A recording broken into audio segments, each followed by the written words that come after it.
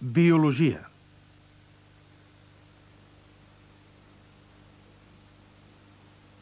Estructura cel·lular.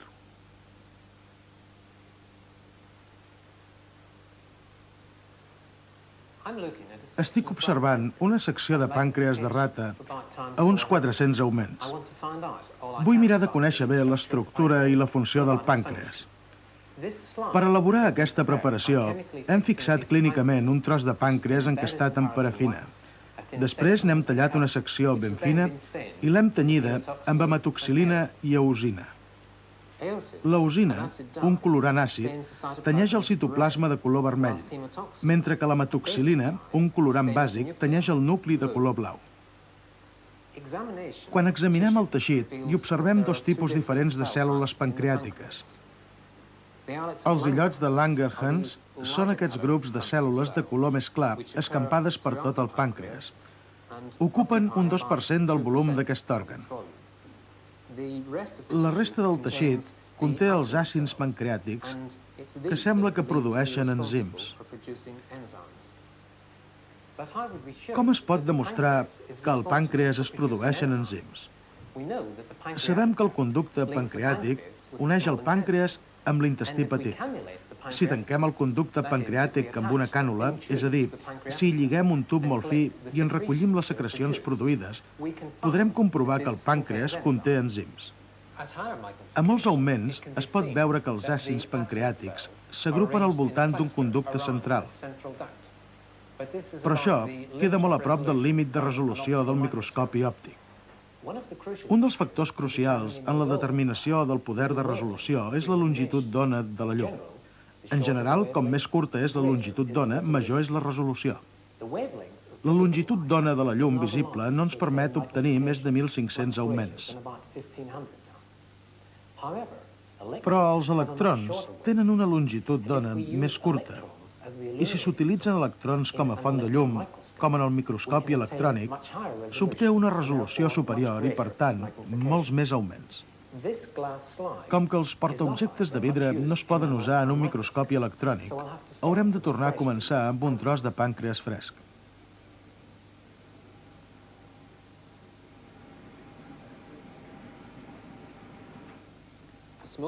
Es treu un trosset de teixit d'una rata i es col·loca en un bloc de cera.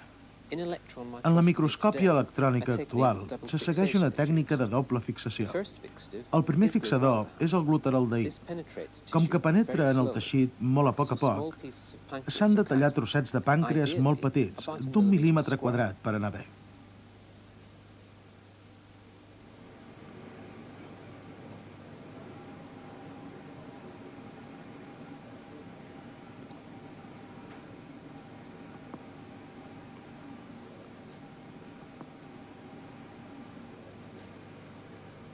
Així, el fixador penetra a tots els punts del teixit. El glutaraldehid conté dos grups aldehid lliures que s'uneixen als grups amino i a les proteïnes i els fixa al teixit.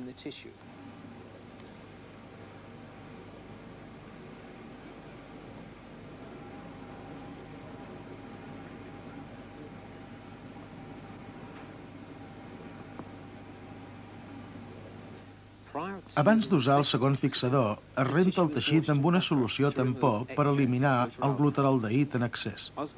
Després s'utilitza el tetròxid d'osmi per fixar principalment els lípids. Es fa passar el teixit fixat per una sèrie d'alcohols de concentració creixent.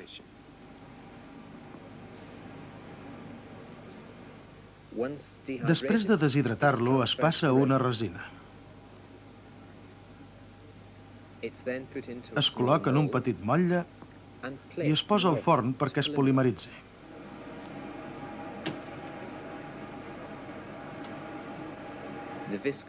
La resina viscosa s'endureix i el teixit, el material negre de la resina, ja es pot tallar. Mentre que en microscòpia òptica n'hi ha prou amb seccions de 10 microns, en microscòpia electrònica es necessiten seccions unes 200 vegades més fines, perquè els electrons tenen un poder de penetració molt baix. Per preparar aquestes seccions es fa servir un ultramicròtom.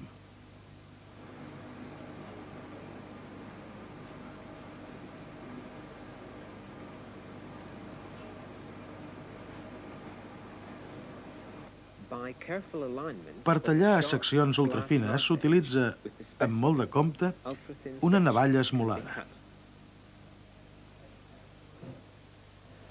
El suport de la mostra es desplaça per la vora de la fulla i es produeix una sèrie de seccions d'uns 50 nanòmetres de gruix.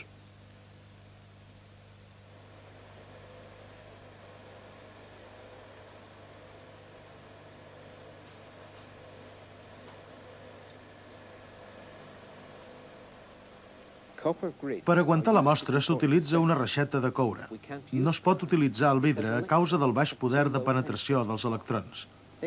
No el poden travessar el vidre. Després es tenyeix la mostra. Primer amb una solució d'acetat d'uranil. Les sals d'urani s'uneixen selectivament a les proteïnes i als àcids nucleics.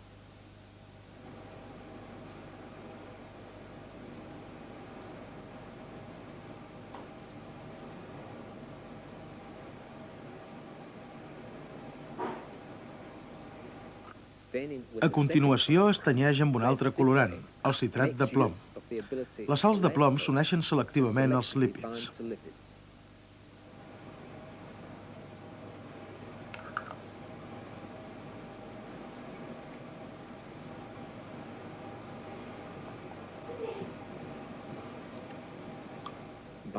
Mitjançant aquesta tècnica de tinció doble es millora molt el contrast entre els components cel·lulars i les membranes. El microscopi electrònic sembla molt complicat, però el principi del seu funcionament és força senzill. La font lumínica és un canó d'electrons situat al capdamunt de la columna. Quan s'hi aplica un corrent elèctric, el canó d'electrons emet un raig d'electrons que baixa per la columna, on s'ha practicat el buit perquè els electrons no avancen gaire bé a través de l'aire. Els electrons es concentren per mitjà d'una sèrie de lents electromagnètiques semblants a les lents de vidre del microscopi òptic. El condensador concentra els electrons sobre la mostra que es col·loca aquí. La imatge de la mostra s'enfoca amb les lents objectives i s'amplia amb les lents del projector. Però hi ha un problema. L'ull humà no pot veure els electrons. Els microscopis electrònics disposen d'una pantalla, aquesta, que conté cristalls de fòsfor. Quan els electrons xoquen contra aquests cristalls, emeten una fluorescència que dona lloc a la imatge que veiem. Es posa la reixeta al suport de la mostra i després es col·loca al microscopi.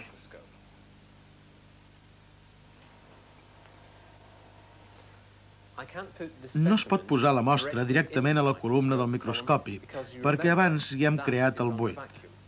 La col·locarem, doncs, en aquesta cambra d'aire.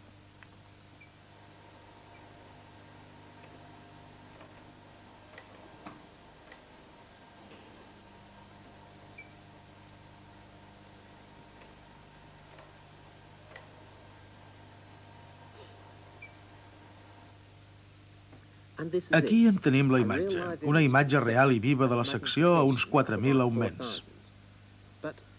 Per un ull inexpert pot resultar una mica decebedor.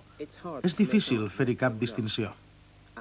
A la part de baix, la zona més clara correspon a teixit connectiu i a la part de dalt hi ha els àcids pancreàtics de forma triangular. Això és el nucli. Això podrien ser uns grànuls de secreció. Aquesta és una imatge difícil d'interpretar. Es produeix per fosforescència al tub de televisor. Li falta claredat. Al microscopi electrònic es connecta una càmera automàtica que fa fotografies en blanc i negre i proporciona una imatge més normal. Aquesta fotografia l'hem fet als mateixos augments, però és molt més clara. Per analitzar la cèl·lula amb més detall, hauríem d'incrementar els augments de la fotografia. Si ho fèiem, perdríem resolució. Per tant, hem d'incrementar el nombre d'augments al mateix microscopi. D'aquesta manera, s'obté un gran nombre de fotografies que, en ajuntar-les, com si fossin peces d'un trencaclosques, constitueixen una representació de tota la cèl·lula. D'això se'n diu muntatge. Totes aquestes fotografies les hem fetes a uns 44.000 augments. Ara ajuntarem les que corresponen a la regió del nucli. Aquesta encaixa perfectament. Així componem l'embolcall nuclear.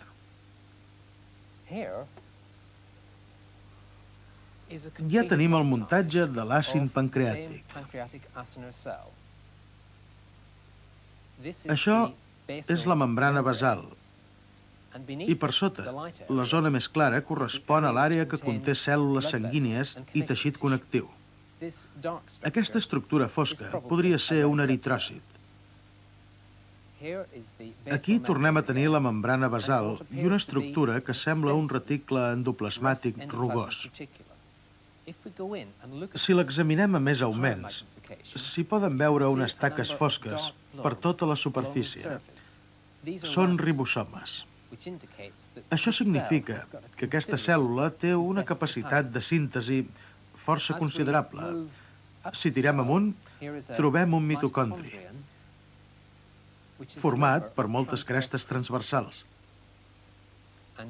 Això és l'embolcall nuclear. S'anomena així perquè està format per dues membranes. A la superfície exterior hi ha uns quants ribosomes i a la part interior hi ha cromatina condensada.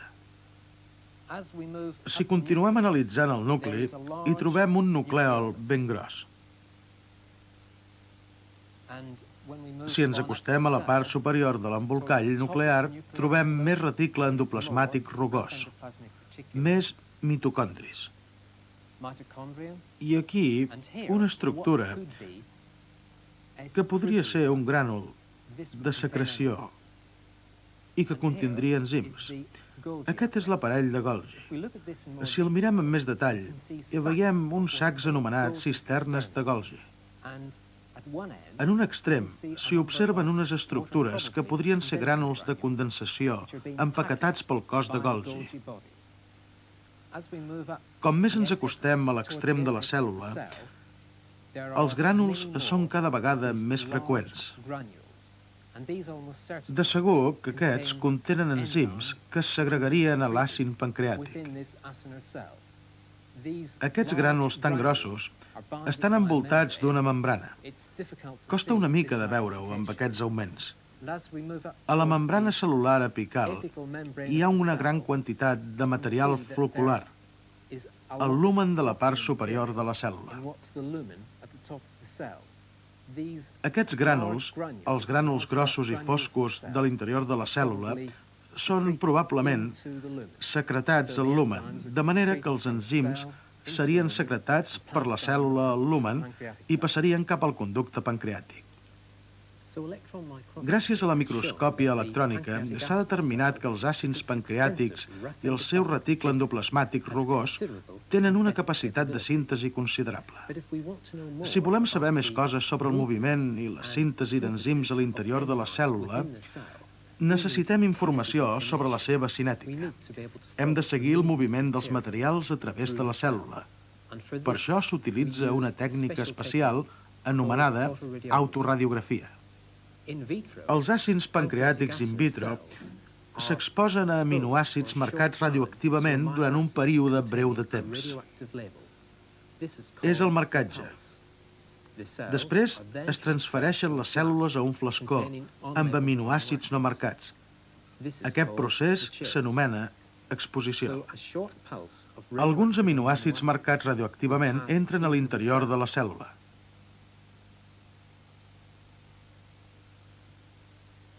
El teixit pancreàtic es fixa i es secciona. S'escampa una emulsió fotogràfica al damunt de la reixeta i s'enganxa en un portaobjectes de vidre per manipular-la millor.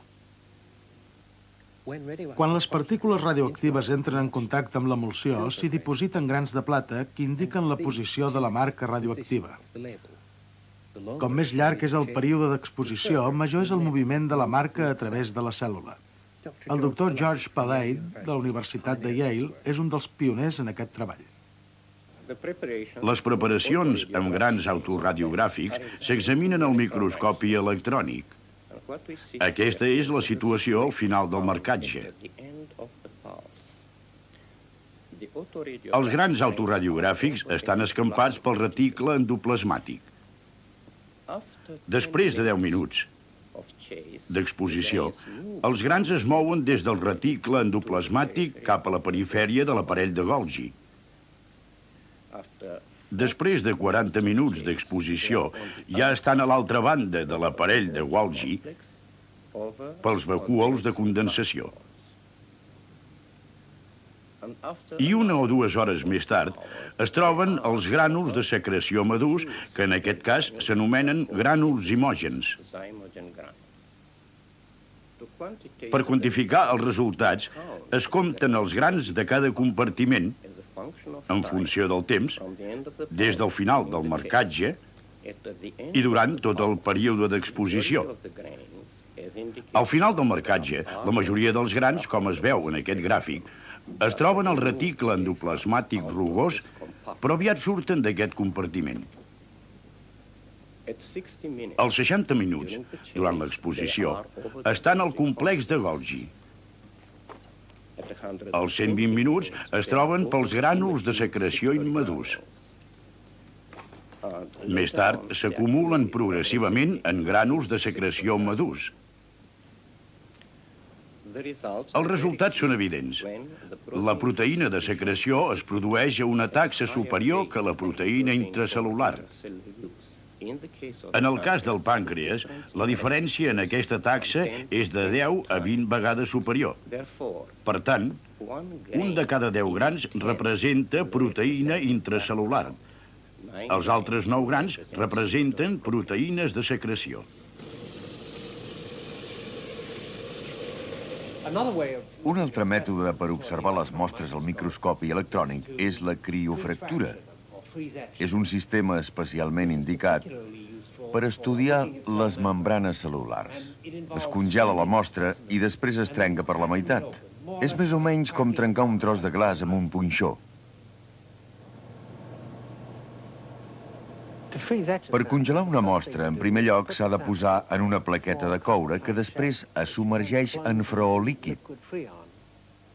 Quan la mostra s'ha refredat, es col·loca en un recipient especial i s'introdueix en la màquina de criofracció i es deixa la platina de la mostra.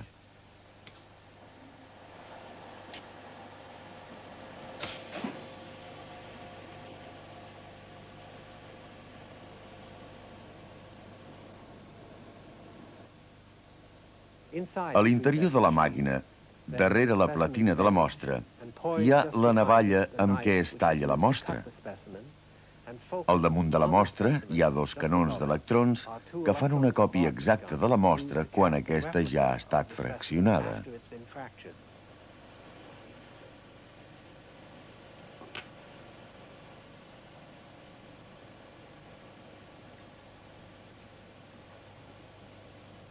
Quan la mostra és a l'interior de la màquina de criofracció, es baixa la campana, s'hi fa el buit i s'usa la navalla per fer-ne els talls.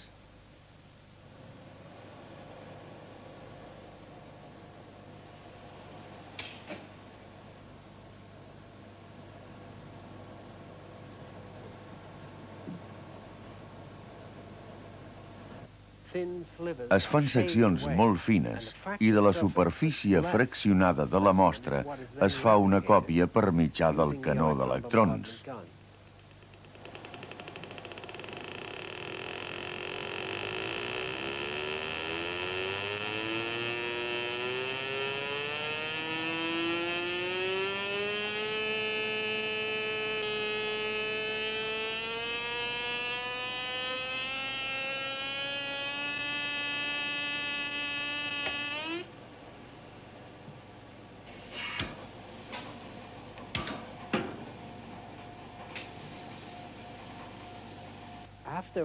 Després de la replicació, es treu la mostra i es renta la còpia amb aigua, àcid o base, per dissoldre la mostra, ja que amb el microscopi electrònic s'examina la còpia i no pas la mostra.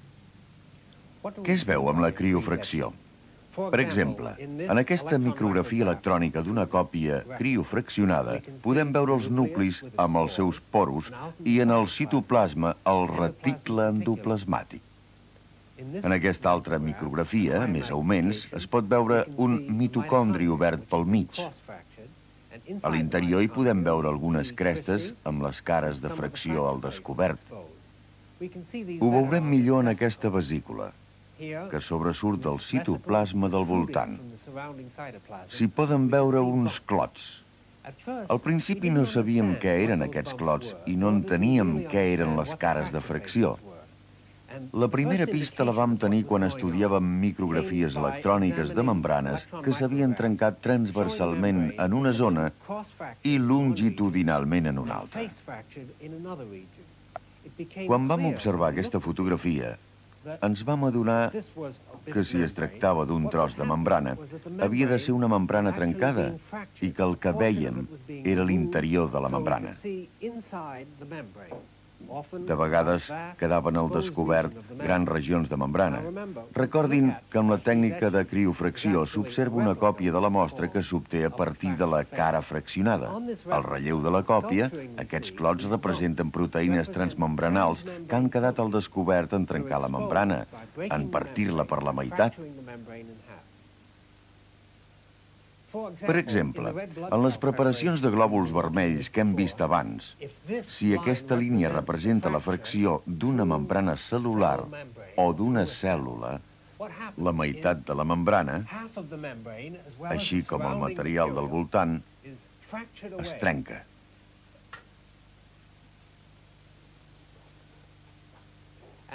I només queda la meitat de la membrana més pròxima al protoplasma. La meitat de la membrana més pròxima, l'espai extracel·lular, s'ha perdut amb la fracció, mentre que aquí s'ha trencat la cèl·lula, s'ha perdut un fragment i el que s'observa és la meitat de la membrana més pròxima a l'espai extracel·lular. Si hi ha alguna proteïna transmembranal, apareix com un clot en aquesta cara de fracció. En aquesta cara de fracció. Gràcies a la criofracció podem trencar membranes per la meitat i veure'n els components interns. És a dir, podem visualitzar directament algunes proteïnes transmembranals i relacionar la funció d'una membrana amb les seves propietats estructurals. D'això en parlarem més a fons en el pròxim programa.